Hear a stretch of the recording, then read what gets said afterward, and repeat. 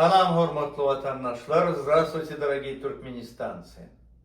Давайте сегодня поговорим снова о том, что происходит у нас в стране. Если вы обратили внимание, то за последний где-то год диктатура клана Харамдага решила перейти в атаку.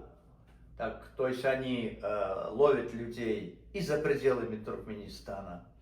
Вот. И, значит, внутри Туркменистана абсолютный беспредел. То есть, когда диктатура боится, она идет на опережение. И идет с точки зрения масштабирования угроз.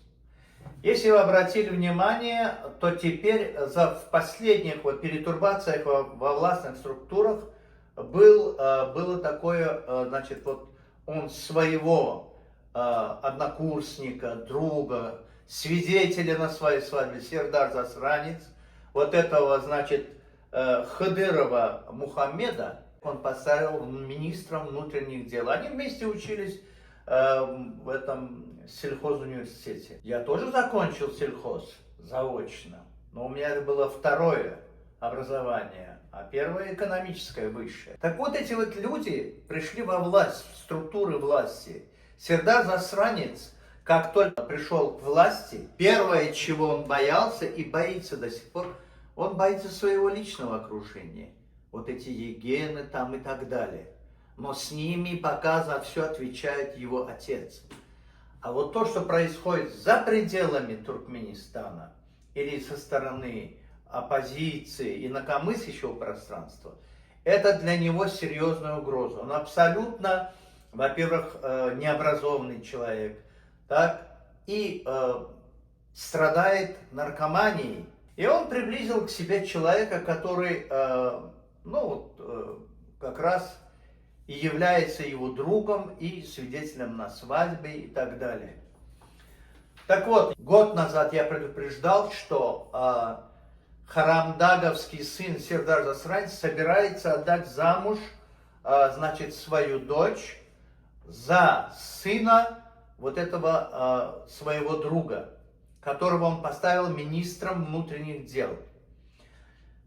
С той самой минуты, когда Министерство внутренних дел возглавил ближайший друг этого сына Харамдага, Сердар Засранца, сразу акцент приоритетов в силовых структурах меняется.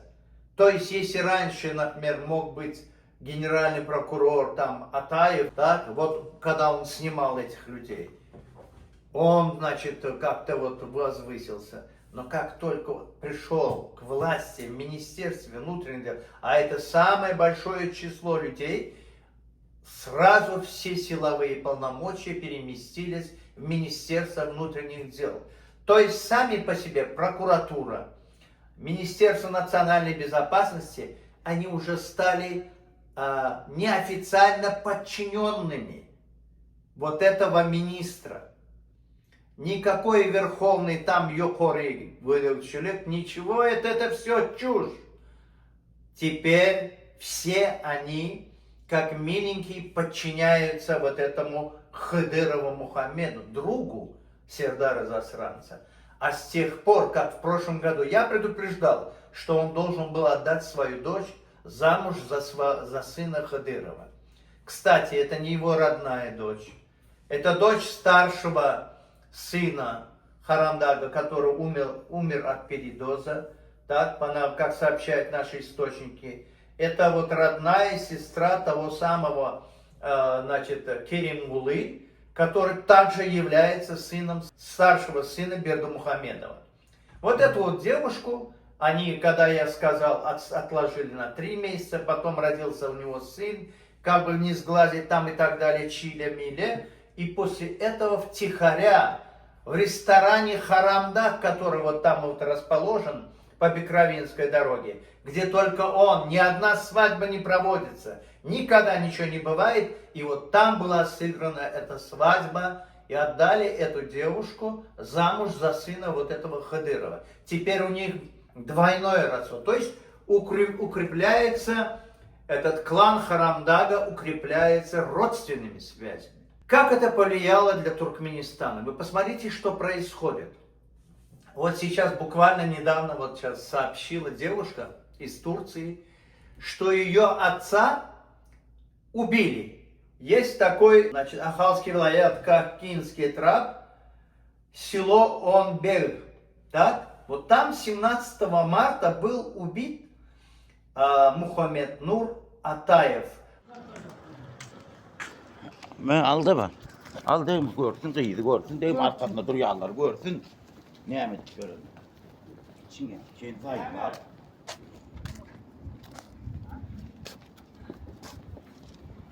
Ya korkmayacak mı? Konuşun görüyor musun? Üstü ağattın ben gelmedim ben. Вот посмотрите на это видео, его выводят из, значит, из дома, причем там просто бытовая проблема. Там брат и сестра не могут поделить этот дом, и она там, значит, ходит со скалкой и пригласила, вот такой у них есть участковый Авда Атаев по кличке Авде Кеттек. Но это такой лохмач, который позволяет себе бить, избивать и так далее. И вот он приезжает, посмотрите, он его забирает. И буквально он отъехал оттуда, и через час или через два потом этот труп лежит в опорном пункте там. Кокинского трапа. Это буквально сразу. Причем привез его, я вам скажу, с этим Кеттеком был еще Перхат. Тело передали через оперативного работника, который является их родственником, Нурыева Батыра. И вот эти люди, значит, там дочь обращается в прокуратуру. Я вам почему это рассказываю? Очень много людей страдает, погибает, уходит и так далее. Но обратите внимание, здесь вот что привлекло лично внимание наше, что все институции, они практически не работают у нас. Вот это юстиция там и прочее, вот то, что подчинено, предположим, они не работают. Все вот структуры силовые, они подчиняются внезаконным актам. То есть это рабское поклонение, никто ничего не спрашивает. Соответствует закону, не соответствует закону. Они тут же просто исполняют, есть и так далее. Так вот, дочь этого, Эдже ее зовут, турецкое имя, она из Турции дает эту информацию, дочь написала президенту письмо. Но как только это письмо через почту дошло, сразу к ней пришел представитель МНБ и сказал: забери письмо, сделай отзыв своего письма, которое ты написала президенту, иначе ты не выедешь в Турцию, потому что у нее уже, она гражданка Турции, но она не выехала бы.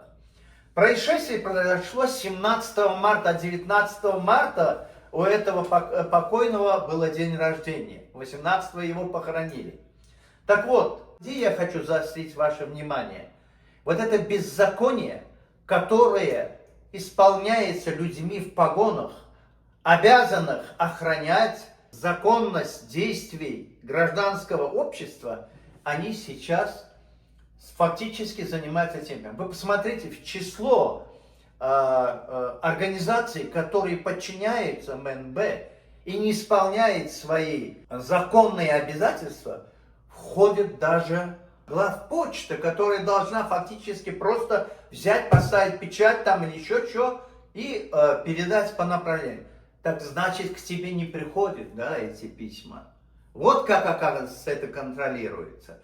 Поэтому вот здесь появление этого человека в МВД и ихние кровные связи, теперь они родственники, они усилили силовое давление на не только на инакомыслящее пространство, но и вообще на мирное население внутри страны. Беззаконие процветает. Точно такая же ситуация, вот недавно говорила Юля по поводу Джамал Базаровой. Как вы думаете, что с ней сделали?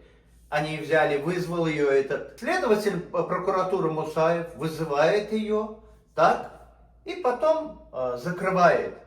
Причем нет никакого официального документа. 23 апреля он ее вызывает, а 25 апреля, когда уже отец ему говорит, написал письмо, где дочь моя пропала, он от 25 апреля едет. То есть 3 дня незаконно, не оповещая никого. Причем мать-одиночка. Они взяли, закрыли ее. После этого они ее перевели в Абдушукур, в следственный изолятор. Но, естественно, люди спрашивают, что делать, как быть. Теперь вот здесь я как раз хочу обратить ваше внимание на то, что система, государственная система, служба государственная не работает. Это откровенное рабство, это колония, которую захватили какая-то семья шакалов. Вот так вот вы теперь работаете, да? Арамдар, Сердар засранец. А этого шакаленка ты что там, теперь он твой родственник, и он исполняет у тебя, а? Он твой теперь торпеда, да, он контролирует всех. Не работает система адвокатуры в целом вилаяте, а скорее всего во всем Туркменистане. Теперь адвокаты – это не независимая служба, так? Это люди, которые боятся кого? Боятся министра внутренних дел, потому что одно его слово, и даже если у них есть родственники в МНБ или в прокуратуре, они ничего не смогут сделать. Они сами зависимы, они сами подчиненные. Рабство, колониальное рабство на территории Туркменистана. Вот о чем я хотел сказать и донести до наших слушателей. Харамда, я хочу тебе сказать, никогда в истории такого не было, чтобы тирания всегда существовала и побеждала. Римская империя развалилась. Саддам Хусейн, Ты посмотри вокруг, в Ираке, в Ливии, вас же ждет нечто такое, потому что вы уже перешли все грани, вы перешли все границы, уже нет нормального государства, там не работают законы. Рано или поздно народ все равно выйдет на улицы, он потребует свои права. И что вы будете отвечать? Вы будете стрелять в людей? Вы будете проливать кровь? И даже это вам не поможет. Запомните это, потому что народ имеет право. Халк.